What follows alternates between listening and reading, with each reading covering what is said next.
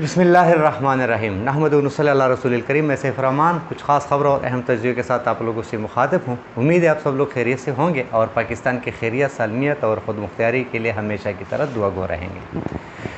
इस चैनल को सब्सक्राइब करें और लाइक ज़रूर दिया करें और अपने इजहार और अपनी जो आप लोगों की जो कमेंट्स है उसका भी इजहार ज़रूरी है, क्योंकि इससे हमें अपनी कोताहियों, अपनी गलतियों का पता चलता है। सबसे पहले पाकिस्तान की सियासी मैदान में मैंने आप लोगों को बहुत पहले बताया था कि जैसे ही इलेक्शन नज़दीक होंगे और बजट पेश हो जाएगा तो एक नूरा कुश्ती जो बहुत पहले से ये लोग खेलने के माहिर थे, वो नूरा कुश्ती दोबारा शुरू हो जाएगी।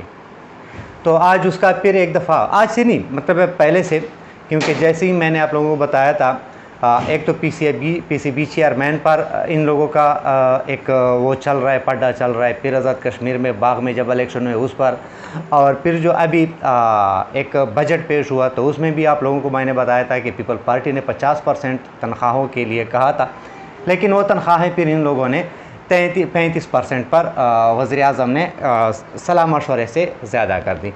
आज बिलावल ने सवात में जलसा किया और उसने उसी जो मैंने आपको बताया कि लड़ाई का आगाज़ बिलावल ने भी शुरू की और उन्होंने ये बात की कि ये जो बजट है ये इस इक़्तिदार का पेश करदा बजट है, इसमें हमारा कोई अमल दखल नहीं है, ये हमारा हिस्सा नहीं है, अगर है तो बहुत कम है। यानी अब ये लोग जो यानी वाकई बिल्कुल नून लीग से किसी की भी मुखालफत हो सकती है, हर किसी की हो सकती है, लेकिन हकीकत को हकीकत बयान करना चाहिए।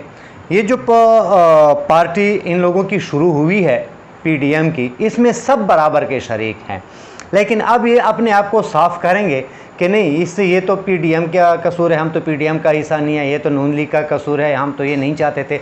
ये सब कुछ गलत कहा जा रहा है। जैसे ही आज आप लोगों को मालूम है नदीम अफजल चंद ने भी बातें कुछ की है, यानी अब हर तरफ से नून लीग पर एतराज़ात शुरू हो गए हैं। नदीम अफजल चंद ने यही बात की कि हम यानी पीपल पार्टी वक्त पर इलेक्शन कराना चाहते हैं, जबकि फजल रहमान और नून लीग इलेक्शन को डिले करना चाहते हैं, वो इलेक्शन लेट करना चाहते हैं, इलेक्शन में ताख़ीर चाहते हैं। और ये भी उसने बताया कि जो मुझसे नकवी है सीएम पंजाब, वो तगड़े सीएम साबित नहीं हुए, बल्कि एक बुज़दिल समझे या एक इस तरह समझे कि किसी के इशारों पर नाचने वाले सीएम समझें, इस किस्म की बातें की नदीम अफजल चंद साहब ने। तो ये अब नून लीग पर हर तरफ से हमले शुरू हो चुके हैं।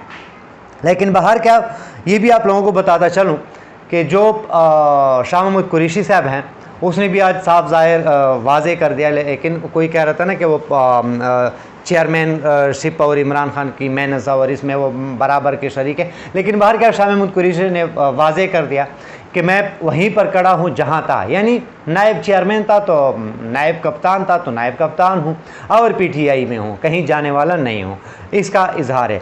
दूसरी बात, शहरयार अफरीदी जो आज पेश हुई, यकीन मानिए जब उसे सवाल हुआ कि आपको बाई के जनाजे पर भी इजाज़त नहीं दी गई, तो उस पर वो अफसरदा भी हुए, आंखें भी नम हुई, और उसने ये बताया कि वो मेरे वालिद की जगह रखते थे, लेकिन इन लोगों ने मुझे नहीं छोड़ा और मुझे डेथ सेल में रखा गया है।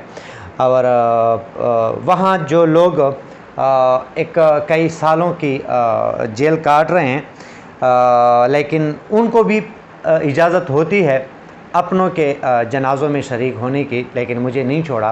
तो ये बहरकैफ एक ज़्यादती का दास्तान सुना रहे थे, लेकिन जब प्रेस कॉन्फ्रेंस के बारे में पूछा गया तो उसने कहा कि नहीं, इमरान खान को मैंने नहीं छोड़ना, पाकिस्तान जिंदाबाद और इमरान जिंदाबाद, यानी इमरान की उसने कहा कि मैं टूटने वालों में से नहीं हूँ और प्रेस कॉन्फ्रेंस वालों में से भी नहीं हूँ। तो बहरकैफ ये तो शहरयार अफरीदी की दो टोक अल्फाज थे। आते हैं मरियम नवाज़ ने। आज आप लोगों को मैंने पहले बताया था कि अगर वक्त पर असम्बलियाँ तहलील हुए तो फिर 60 दिन बाद इलेक्शन होंगे, लेकिन अगर 1, 2, 3 दिन पहले तहलील हो गई तो फिर क्या होगा कि फिर 90 दिन में इलेक्शन होंगे। आईन यही कहता है, आईन ये लोग मानते नहीं है, लेकिन अपने लिए जो आईन लिखा होता है उसको मानते हैं। हालांकि जब पंजाब और केपी की असम्बलियाँ तहलील हुई तो उसमें ये लोग आईन को फिर नहीं मान रहे थे।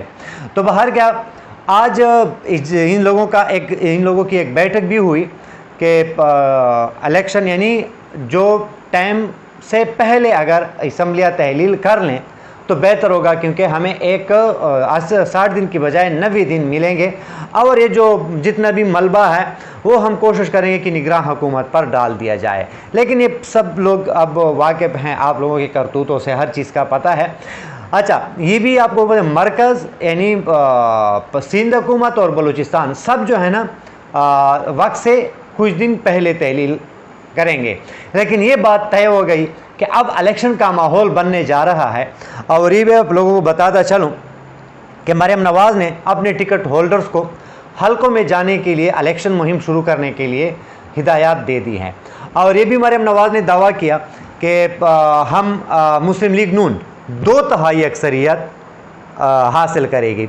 तो बाहर क्या लतीफ़े तो बहुत सारे आप लोग सुनेंगे, क्योंकि इलेक्शन तक बहुत सारी बातें आप लोगों को सुनने को मिलेगी। बहुत सारे लोग ये कहेंगे कि 2/3, कोई कहेगा 3/4।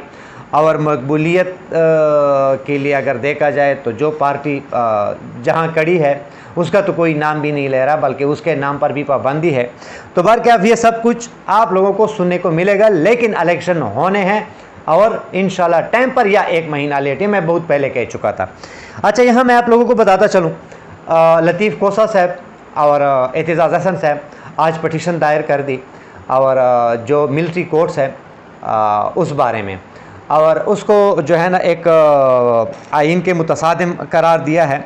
और ये भी उसने कह दिया लतीफ़ कोसा साहब ने कि मेरे घर पर हमला हो, किसी गरीब की झोंपड़ी पर हमला हो, जिना हाउस पर हमला हो या गवर्नर हाउस पर हमला हो, सब बराबर हैं आइन के दायरे में, ये सब बराबर है, किसी को किसी पर कोई बलाई बरतरी हासिल नहीं है।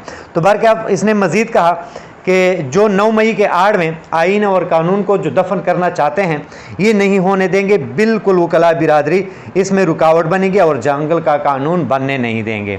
तो उसमें ये भी कहा कि जो मुअज़्ज़िज़ अपने आप को कहते हैं, सब मुअज़्ज़िज़ हैं पाकिस्तान के आइन में, हम सब मुअज़्ज़िज़ हैं।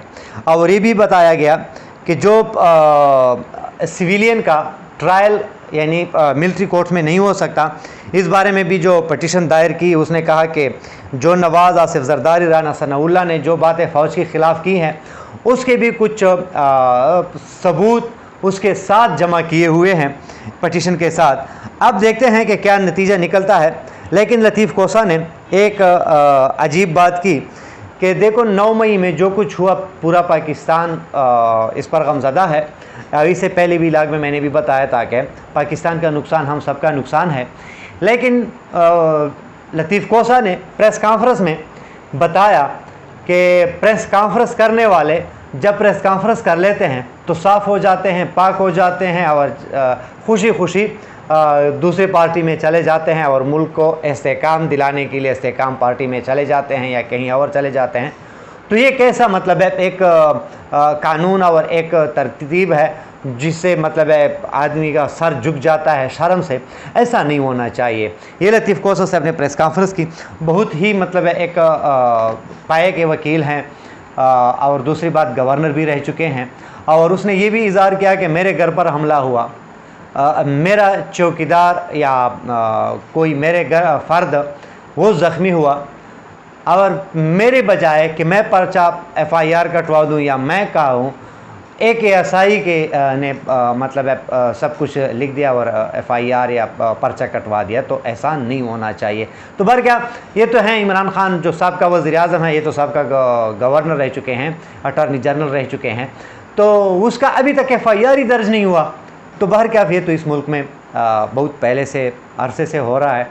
लेकिन उम्मीद है इलेक्शन हो जाएं, अल्लाह ताला उसकी हुकूमत ले आए जो इस्लाम और पाकिस्तान के लिए बेहतरी का सोचें और 2/3 या 3/4 अक्सरियत आए, ताकि आइन में और सबको एक राह रास्त पर, एक पटड़ी पर डाल दें, ताकि हर कोई अपने दायरे के अंदर काम करें और दायरे से कोई ना निकले।